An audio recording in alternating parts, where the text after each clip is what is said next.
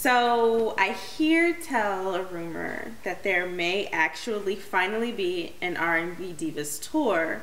I know on R&B Divas Atlanta, it was the issue that threaded through the first 2 seasons, especially season 2. Yes. And now there's buzz that there may be a tour between the Atlanta group and the LA group. Is that true? Do you know anything about that? I do, but can I just piggyback off of something you just said? Yeah. Do you realize the parallel between the 2 cities? The big fight was over a project and trying to figure out whose project it was, and then one person feeling like they didn't have enough time to spend with the other ladies and just kind of leaving them hang. I just thought I'd bring up that parallel. That's not a coincidence. Okay. Wow. You were saying? Wow.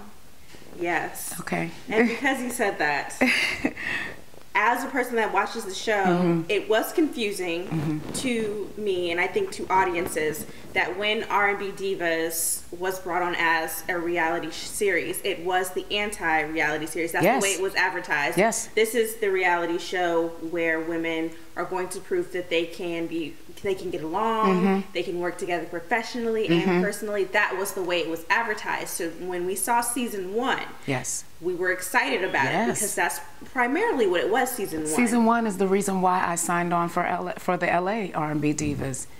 I delayed giving an answer about doing the show until after I saw season 1 because I wanted to see how it was going to be handled. And even though there was conflict, it wasn't disrespectful conflict. No, not at all. So I was really, okay, let's do this. Well, as a viewer, we were all excited. We were like, oh, finally, nobody's throwing drinks, nobody's cussing each other out. Yes. We can rock with this show. Yep. Season 2 came.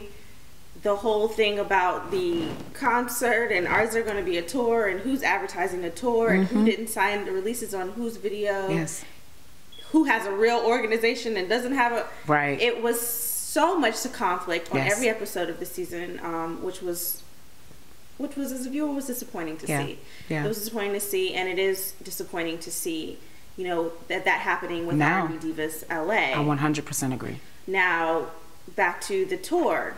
There were talks of the tour in Atlanta. Obviously, it didn't pan out with them. Is there going to be a tour with you all? There is. Faith Evans, myself, Brownstone, Dawn Robinson, Keke Wyatt, and Chante Moore. Okay. And I know that raises questions, but, you know, again, I will make this statement. People are trying to make a television show. If there was a danger of anything happening to Chante Moore being in the same intimate space with me, we would not be going on the road together. And Miss Moore did agree to come on this tour. Yeah, and that's the only reason why there is even an eyebrow raise. It's not because of her lack of talent. She's very talented, as well as every she completes the package that, you know, deserves to be on the tour. It's a bit of a surprise because of the direction that the season went. Yes.